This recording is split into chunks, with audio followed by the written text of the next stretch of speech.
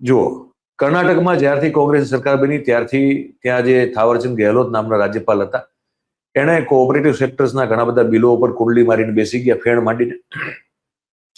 સિદ્ધારમૈયા જે ત્યાંનો મુખ્યમંત્રી છે, કોંગ્રેસની સરકાર છે ત્યાં, એ મુખ્યમંત્રીને સામે એક લેન્ડ એલોટમેન્ટના મામલે એક કેસમાં પ્રોસિક્યુશનની મંજૂરી પણ આપી. કોંગ્રેસે આરોપ લગાવ્યો કે ભાઈ આ તો સરકારને ડિસ્ટેબિલાઇઝ કરવાનો પ્રયાસ છે. આમ આદમી પાર્ટીની દિલ્હીમાં સરકાર જ્યાં સુધી હતી ત્યાં સુધી લેફ્ટનન્ટ ગવર્નર દ્વારા વી.કે. સક્સેના એણે જ્યારે એક ભલામણ કરી કે આ તો એક બહુ મોટું કૌભાંડ છે ને આમાં તપાસ થવી જોઈએ, તો ઈડી અને સીબીઆઈ બંને કૂદી પડ્યા. હવે સીબીઆઈ વાળા મામલે ક્લીન ચીટ મળી ગઈ છે અત્યારે, પણ એ આખો કેસ ઉભો થયો અને આ કેજરીવાલ ને સંજય સિંહ ને મનીષ સિસોદિયા ને પેલા શું નામ ત્રીજા એકચ્યુઅલ નામ ભૂલી ગયો ત્યારે, એ 4 લોકો મોટા લોકો જેલમાં ગયા સરકારમાંથી. આ બધું થયું, નીકળું શું? કશું જ નહીં. પણ આ તમે કર્યું. સેમ કેસ પશ્ચિમ બંગાળનો છે. યુનિવર્સિટી અને શિક્ષણ અને વિશ્વવિદ્યાલયને લગતા જેટલા મહત્વપૂર્ણ જે વિધેયકો પાસ થયા એ બધા ઉપર ત્યાંના જે આનંદ બોઝ સાહેબ હતા એ પણ ફેણ માંડી અને કુંડલી લગાવીને બેસી ગયા. એમના ઉપર તો અનેક પ્રકારના ચારિત્ર લગતા પણ આક્ષેપો લાગ્યા અને કઈ રીતે એમને વર્તન કર્યું ને. નરેન્દ્રભાઈ કહે છે ને કે ભાઈ રાજ્યપાલો તો મિટિંગો કરે છે, આપણે હિન્દીમાં સાંભળ્યું અત્યારે, મિટિંગ કરે છે, તો સીધી સૂચનાઓ આપે છે. તો તમારા રાજ્ય તમારા સત્તામાં હોવા પછી તમારા રાજ્યપાલો પણ જે તે રાજ્યની ચૂંટાયેલી સરકાર ના કામમાં આ જ રીતે હસ્તક્ષેપ કરે છે, આનાથી વધારે ખરાબ રીતે કરે છે નરેન્દ્રભાઈ. કેરળમાં પણ એ સીન છે. આરિફ મોહમ્મદ ખાન ત્યાં હતા, ત્યાં ડાબેરી સરકાર છે, વિજયન એના મુખ્યમંત્રી છે, ત્યાં પણ આ સ્થિતિ આપણે જોઈ રહ્યા છીએ સતત. પંજાબમાં આમ આદમી પાર્ટીની સરકાર અત્યારે છે તો ત્યાં પણ આ પ્રકારની સ્થિતિઓ છે. ચૂંટાયેલી સરકાર જે પ્રજાહિતના કામો માટે કોઈ પણ એવા વિધેયક કે બિલ પાસ કરે એના ઉપર રાજ્યપાલ કુંડલી માંડીને બેસી જાય. સુપ્રીમ કોર્ટમાં લોકોએ જવું પડ્યું, કેરળને પણ જવું પડ્યું. એને કીધું કે તમે નક્કી તો કરો માય બાપ કે આજે ગવર્નર છે, રાજ્યપાલ જે છે એ ચૂંટાયેલી સરકારે જે બિલ પાસ કરેલું છે એ એમની સહી માટે જ્યારે જાય છે તો એના ઉપર એ ક્યાં સુધી પલાઠી મારીને બેસી જશે? એનો કોઈ સમય હશે? વર્ષ, 5 મહિના, 6 મહિના, વર્ષ, કેટલું? કારણ કે 2 વર્ષ સુધી આ સ્થિતિ ઉભી રહી ત્યાં. તો સુપ્રીમે છેવટે એમાં હસ્તક્ષેપ કરવો પડ્યો. કીધું કે 6 મહિનાથી વધારે રાજ્યપાલ કોઈ બિલ ઉપર બેસી ન શકે, જેના કારણે પછી કેન્દ્ર સરકારને તકલીફ ઉભી થઈ. તો નરેન્દ્રભાઈ આ આંધળી ચાકણ જેવું વર્તન શું કામ? એમની એક બીજી ક્લિપ તમને હું સંભળાવું. આ જ મુદ્દે એમને કરેલી છે, બીજી ક્લિપ છે. लोकतंत्र इस प्रकार से नहीं चल सकता और इसलिए हिंदुस्तान के सार्वजनिक जीवन के इतिहास में पहली बार लाखों लोगों की विराट सभा में एक गवर्नर के खिलाफ, राजभवन को कांग्रेस भवन बनाने के पाप कर्म के खिलाफ, एक चुनी हुई स्थिर सरकार को उखाड़ कर फेंकने के षड्यंत्रों के खिलाफ ये जनता जनार्दन की आवाज इस प्रकार से रास्ते पर आने के लिए मजबूर हुई है.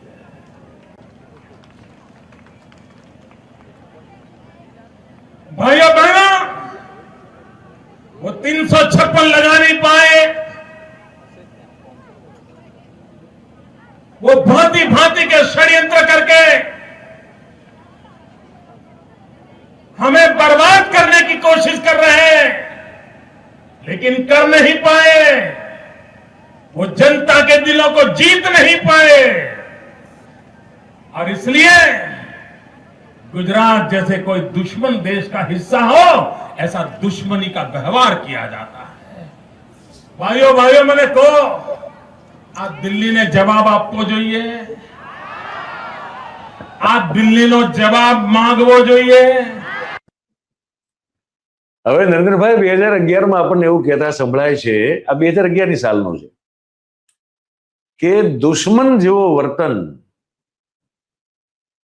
કેન્દ્રની સરકાર રાજ્યપાલ દ્વારા ચૂંટાયેલી સરકારની સામે કરી રહી છે. હવે હું તમને એક વાત કરું, તમને આ કદાચ ખબર નહીં હોય, શું થઈ રહ્યું છે, આવનારા સમયમાં શું થશે એવી શક્યતા હું તમને કહું. બરોબર, તમને કહી દઉં. રાજ્યપાલોને અને રાજ્યપાલ ભવનને દરેક રાજ્યમાં વધારે શક્તિશાળી કરવા માટે ઓગસ્ટ 2025માં શું કરવામાં આવ્યું છે? તો જે આપણા દેશનું ગૃહ મંત્રાલય, જેના ગૃહમંત્રી અમિતભાઈ શાહ છે, એણે એક પ્રપોઝલ મૂકેલી છે ઓગસ્ટ 2025માં કે એક નવા પ્રકારનું વિધેયક લાવવામાં આવે, એક નવા પ્રકારનું બિલ લાવવામાં આવે, હે ને, જેને સચેસ એટલે કે જેમ કે 130th કોન્સ્ટિટ્યુશનલ એમેન્ડમેન્ટ બિલ, 130મું સંવિધાન સુધારક bill,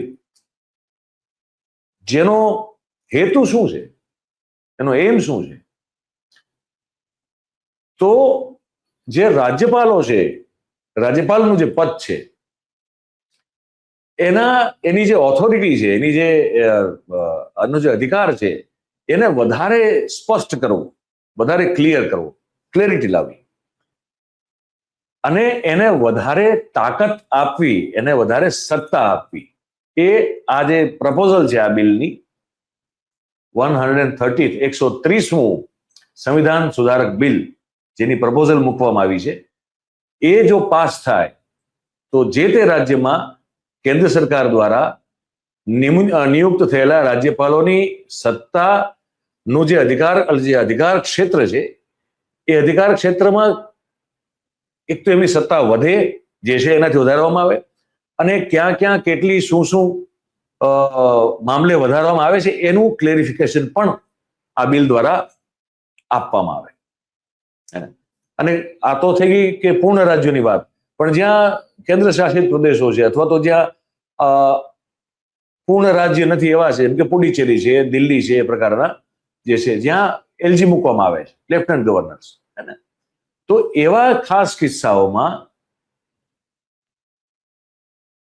lieutenant governors, particularly in cases involving ministers under investigation for corruption, તો એવા કિસ્સાઓમાં જે ચૂંટાયેલી સરકાર, જેમ કે દિલ્હીમાં હતી, જે અત્યારે પણ છે, તો જ્યાં એલજી બેસે છે, તો એલજી ને વિશેષ સત્તા આપવામાં આવે કે જો ભ્રષ્ટાચારનો કોઈ ચાર્જ લાગે તો પછી એમાં કોઈ ઇન્ટરફિયર ન કરી શકે. ખ્યાલ આવ્યો તમને?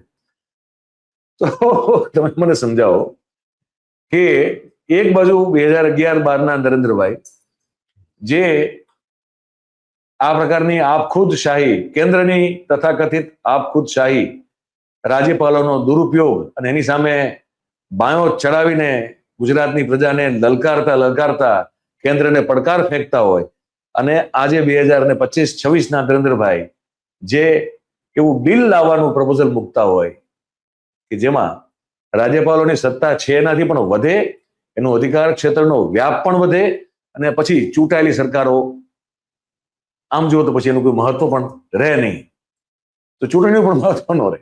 તો એક બાજુ આવું બિલ લાવતા હોય,